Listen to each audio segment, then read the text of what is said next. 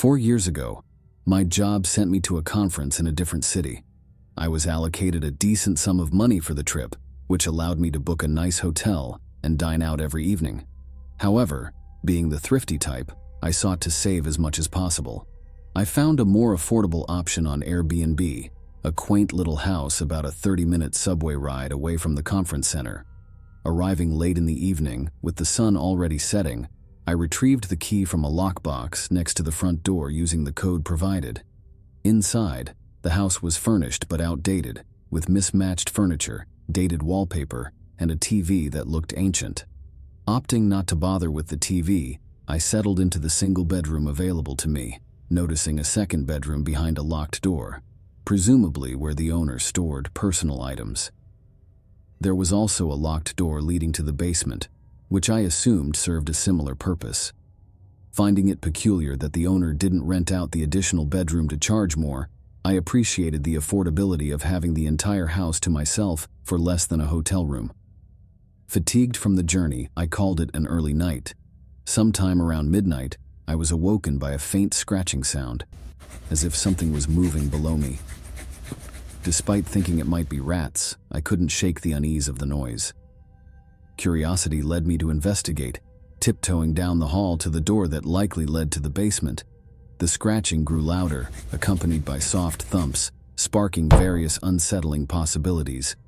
Concerned there might be someone in the basement, I dialed the owner's number, but to my astonishment, the ringing came from the basement, abruptly ceasing as if intentionally silenced. Perplexed, I called out, receiving no response. Growing increasingly alarmed, I dialed 911, fearing for my safety. Instructed to leave the house and wait for the police, I hurried outside, refusing to look back. Upon the police's arrival, they discovered the Airbnb owner hiding in the basement, handcuffing him promptly. It was later revealed that the entire house was rigged with hidden cameras, and the owner had been secretly living in the basement, spying on his guests. Charged with invasion of privacy and unlawful surveillance, the trial garnered media attention, spreading the story of the unsettling Airbnb experience online. Since then, I've become cautious about staying in strangers' homes, always checking for hidden cameras, even if it makes me feel paranoid. This harrowing experience taught me a valuable lesson about the fragility of privacy and the ease with which it can be violated. If you liked this story, subscribe to the channel to stay tuned. When I was 14 years old, I resided in a residence with my family. It was an elevated bungalow situated on a bustling street within the city. Our house consisted of 3 bedrooms, one for my parents, one for my sister, and my own. The front window overlooked the street, with cars passing by at all hours, prompting us to always keep the curtains drawn to avoid prying eyes. As renters, like most of our neighbors, our home didn't offer a sense of permanence. The frequent turnover of neighbors without any for sale signs hinted at the transient nature of our community. While not the safest environment to grow up in, it wasn't the roughest part of town either. One night, my parents went out, leaving me in charge of my 7-year-old sister. Despite the significant age gap, I assumed the role of caretaker, feeling a sense of pride in my responsibility. Babysitting was a breeze since my sister was well-behaved and easy to care for. Although my parents never compensated me for it, I didn't mind. I was seated at the kitchen table, engrossed in homework, while my sister watched a children's show in the living room. Positioned at the front of the house, the living room boasted a large window facing the street, while the kitchen adjacent to it formed one contiguous space. Around 8 p.m., the shrill tone of our phone interrupted the quiet evening. Anticipating a call from my mom, I answered, only to be met with silence, except for what seemed like faint breathing on the other end. Unnerved but not wanting to alarm my sister, I brushed it off. Over the next 15 minutes, the phone rang 3 more times, each call plagued by the same eerie silence and intermittent breathing. By the 4th call, my unease escalated, and I assured my sister it was probably a wrong number, hoping to quell her curiosity. As the calls ceased, I convinced myself it was a harmless prank. However, at 9 p.m., the doorbell rang, prompting my sister to rise from her spot. Alarmed, I motioned for her to stay put and cautiously approached the front door. Peeking through the curtains, I spotted a lone figure outside, triggering a sense of foreboding. Realizing I had forgotten to lock the door, I quickly rectified my mistake, securing the deadbolt. The man outside engaged in a sales pitch, but his timing felt off. Politely declining, I retreated back to the living room, hoping to convey normalcy to my sister.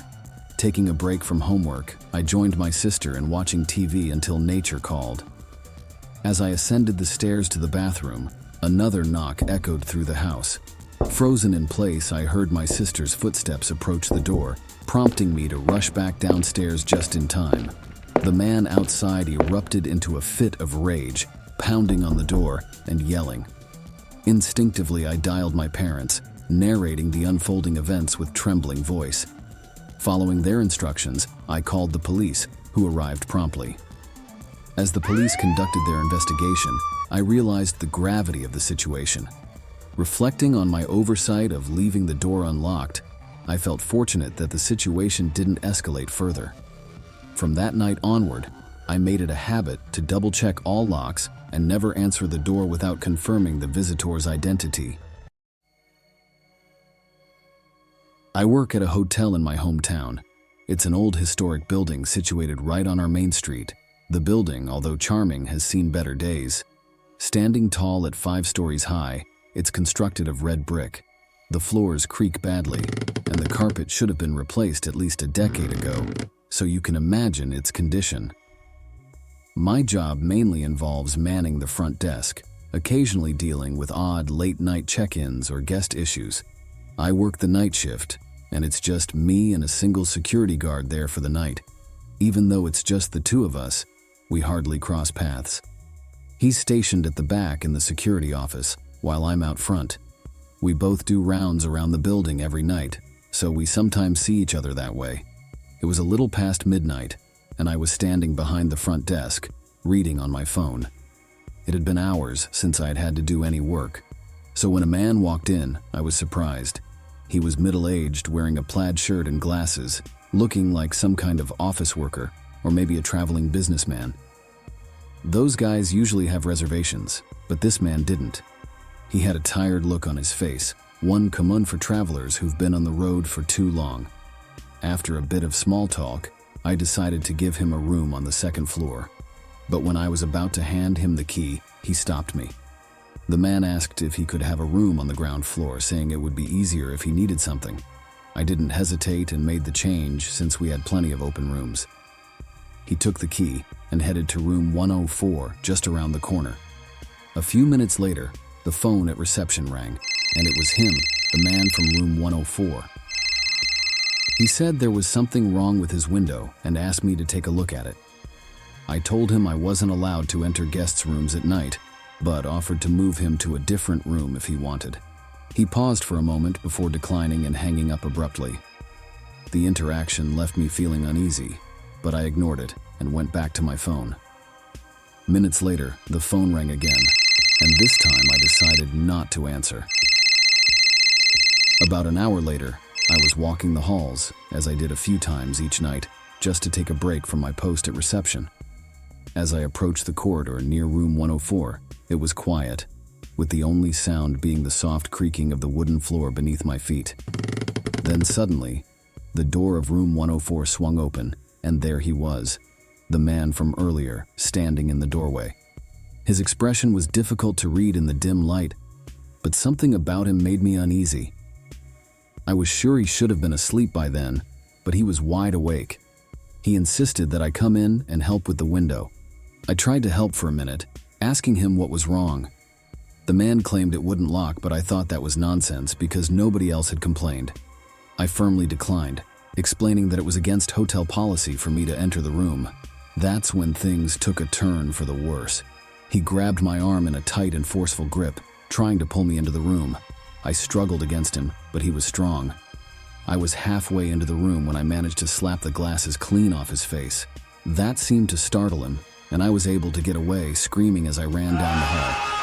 2 or 3 other doors opened in the corridor, with guests checking in on what the commotion was about. When I reached the reception area, I immediately called the police and our security guard. He came to wait with me while we waited. I was watching the hallway, praying the man wouldn't come out. When the police arrived, they talked to me for a while, then went to his room. While they were gone, our security guard pulled up some of the camera footage. There was a camera not far from where the incident took place, so I was relieved that there was proof. The police came back and told me that the man denied the whole thing, claiming that I had been rude to him from the moment he came in. We explained that the whole thing was on camera, and when they saw that, they nodded and went back to the room. The relief I felt when they escorted the man out in handcuffs was immense. I never found out anything more about him. I'm pretty sure he was not local to our town because I would have seen him around at some point. There's no way I would ever forget that face. As for what his plan was, that's anybody's guess. But the way he grabbed me was terrifying. It would have been really bad if he pulled me in. I used to reside on the ground floor of a leased condominium. It was a sizable building occupying an entire block, and my unit was situated on one of the quieter sides.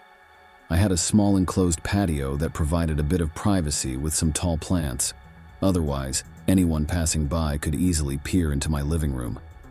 During that time, I was working from home. The space wasn't very large, and lacking a dedicated office, I set up my desk in the living room. Since I lived alone, this arrangement posed no issue. Apart from the living room, there was only one bedroom, and the kitchen, although small, was part of the same space. One afternoon, while engrossed in work at my computer, my phone rang. Typically, I didn't answer unknown numbers, but I was anticipating a callback from my dentist, so I answered without checking the caller ID. An unfamiliar voice on the other end asked for Frank. "Sorry, wrong number. There's no Frank here," I replied. "Are you sure? I'm pretty sure this is the number. Can you check?" the voice insisted. "There's nothing to check. It's just me," I responded, before the caller abruptly hung up. I brushed it off as a simple mistake and resumed my work. That night, after finishing work, I met some friends for drinks at a bar near my condo. Since I didn't have to drive, I indulged more than I should have. By the time I headed home late, I was quite tipsy. Upon unlocking my door and stepping inside, I immediately sensed something was amiss. The living room was in disarray, with open drawers, scattered papers, and my TV missing.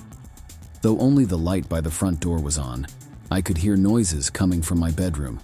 Before I could react, two masked men emerged from the bedroom. They stood frozen in the hallway, staring at me, and I froze as well. It took a moment for the reality to sink in, but once it did, I didn't wait to find out their intentions. I bolted out the door, heart pounding. As I dialed 911, I heard a car engine starting nearby. Glancing back, I saw an old car speeding away from the curb. Though I couldn't be certain, I suspected it was them. When the police arrived, they searched the condo, but the burglars had already fled, leaving behind the damage and stolen items. The next morning, I realized that the lock had been drilled out, a detail I had missed in my intoxicated state the night before. Recalling the earlier phone call, I checked my phone's history and discovered it was from a private number. While I couldn't prove it, I suspected one of the burglars had called earlier to scope out the place. Unfortunately, I never recovered my stolen belongings, and the perpetrators were never apprehended. In my city, robberies were all too common, so I didn't hold out much hope for justice. Reflecting on the incident, I considered myself fortunate to have escaped unharmed. Eventually, I decided to move to a quieter, safer neighborhood, where I now reside with my wife.